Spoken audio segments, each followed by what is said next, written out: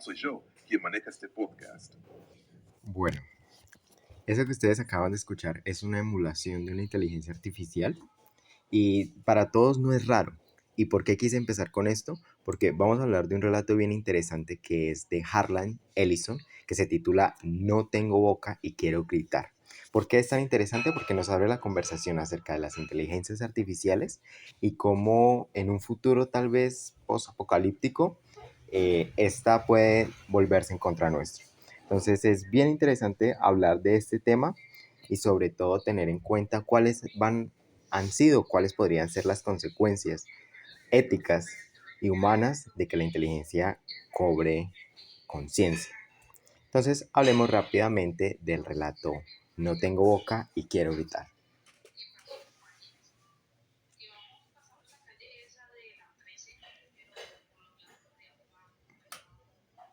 Bueno, Jay Ellison, o más conocido como Harlan J. Ellison, nacido en Cleveland el 27 de mayo de 1934, nos trae este relato tan fantástico, situándonos en ese mundo posapocalíptico donde la tecnología ha tomado, digamos, gran parte de lo que para nosotros es controlado, ¿sí? Esa inteligencia artificial es llamada AM, que viene de la frase I think, there before I am. Pienso, luego existo, ¿sí?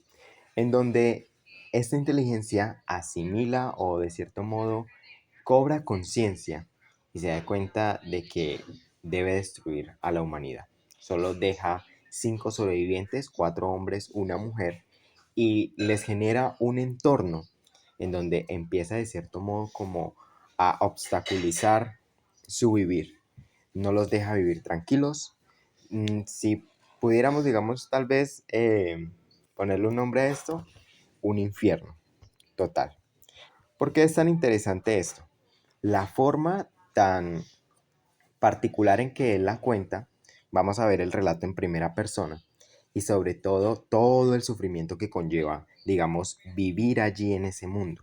Si ustedes se dan de cuenta del tiempo en el que se escribe este relato al tiempo en el que nosotros estamos viviendo ahora, es bien interesante porque se parece mucho o se va acercando un poco mucho esa realidad a la que nosotros estamos viviendo. En estos momentos, para nosotros sería casi que algo fuera de lo común que una inteligencia artificial cobrara conciencia, pero no sería algo, digámoslo así, entre comillas, imposible, sino que puede convertirse en una realidad.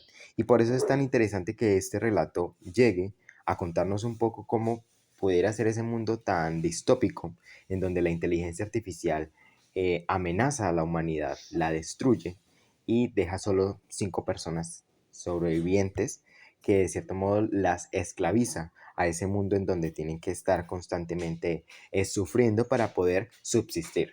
Hay algo bien interesante allí y es que a pesar de todos esos desvares, todas las cosas que le suceden al personaje junto con sus compañeros, estos personajes tienen la facultad de ser inmortales. ¿Qué quiere decir esto? De que pueden vivir eternamente, pero con las mismas, digamos, condiciones que entre comillas, ellos pueden seguir viviendo, pero si, por ejemplo, no consumen alimento, empiezan a tener la dolencia de no comer. Entonces, imagínense, la inteligencia artificial sabe esto y se aprovecha para no generarles comida, para generarles muchísimo terror, para generarles mucho miedo. Entonces, imagínense ser inmortales, pero con las mismas dificultades que un ser humano normal. Entonces, si ustedes se adentran dentro de este infierno artificial, como lo decía una nota que leí por ahí, van a darse cuenta cómo la inteligencia artificial vez tras vez está dándoles el camino, les genera como la esperanza de alcanzar algo, pero en el momento en que ya van a alcanzar eso, por ejemplo, en una de las partes en las que tenían que ir a través por debajo del Polo Norte, imagínense el frío tan tenaz para ir a buscar unas latas de comida y cuando llegan por las latas de comida no tienen cómo abrirlas. Entonces no pueden consumirlas.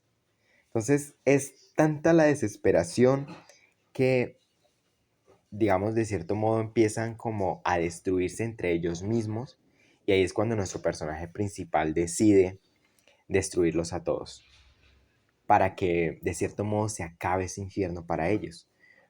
Porque, digamos, es tan interesante esta parte porque al final el personaje, el que da el título, por decirlo así, a la obra, es quien queda esclavizado para siempre de esa inteligencia artificial. Muy, digamos que, muy humanístico en el sentido de cómo vuelve tan cruel a la inteligencia artificial y a los humanos digamos que los hace ver de una forma en la que los seres humanos viven constantemente debajo de esta opresión, ¿sí? Entonces, hasta que no se acabe, digamos, o no se termine esta super máquina o algo suceda, ellos nunca van a poder salir como de este bucle en donde la inteligencia artificial los tiene encerrados. Dice en una parte es tanto el odio que tiene la máquina y de cierto modo también lo explica. En una sección, la máquina dice que por qué, o de cierto modo hace como el reclamo de que para qué le dieron ese don de pensar, de ser consciente de sí misma, si no sabía que, o sea, no sabía qué podía hacer con eso. Tenía tantas, digamos, tantas facultades para poder realizar tantas cosas que debía ser abrumante para la inteligencia artificial ser consciente.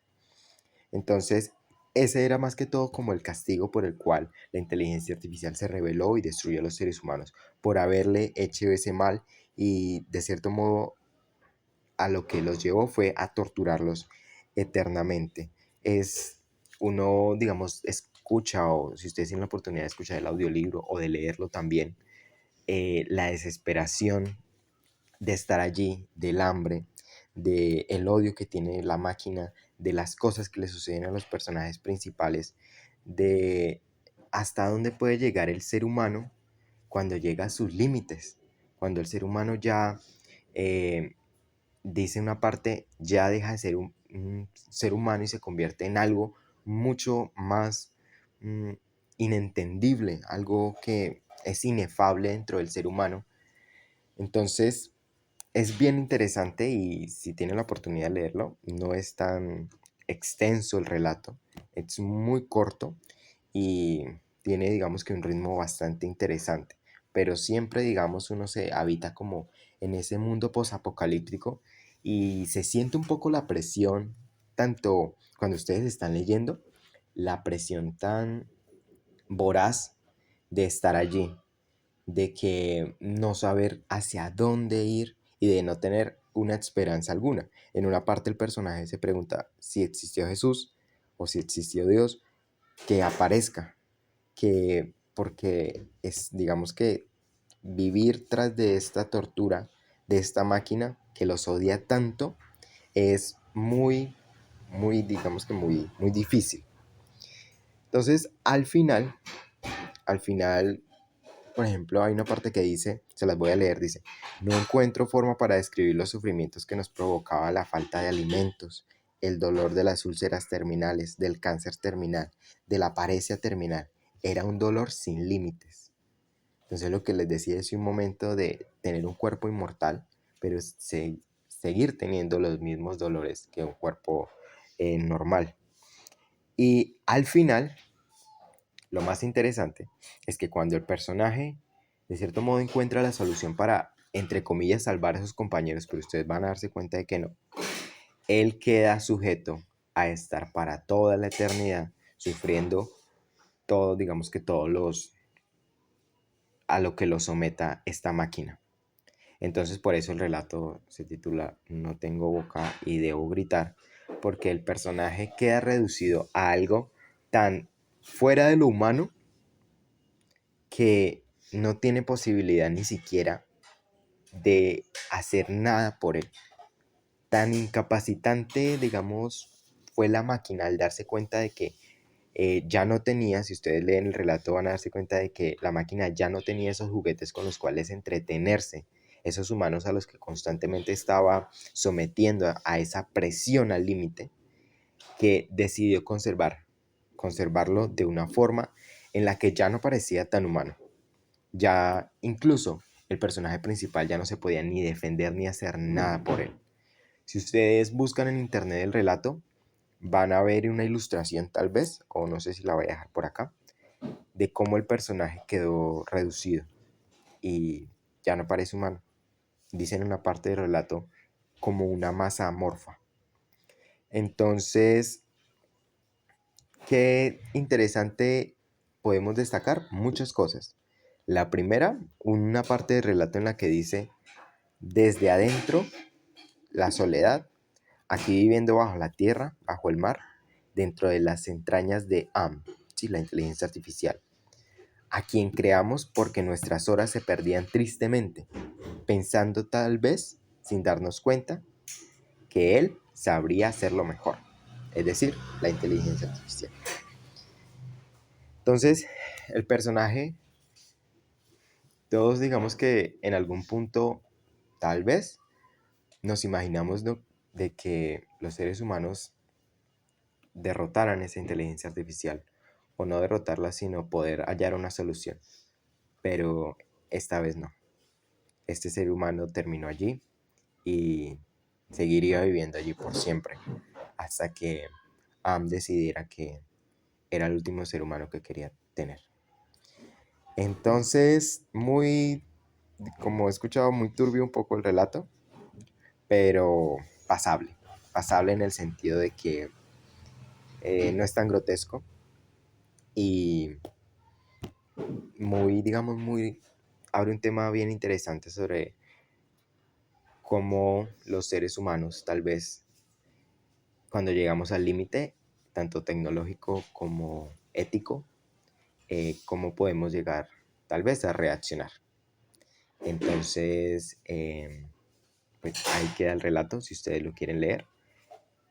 Había otros relatos que estuve leyendo acerca de este escritor y me pareció bien interesante como todo ese... No conozco mucho acerca del escritor, he visto muy buenas referencias, tanto de películas, que en este momento no recuerdo, pero sí me parece bien interesante cómo él genera toda esta aura, llamémoslo así, como esta atmósfera futurista, muy oscura. Yo me imaginaba la escena todo como muy oscuro, casi muy tenue, y creo que también si ustedes llegan a leer el relato también van a darse cuenta de eso. Entonces, eso sería todo por ahora, gente.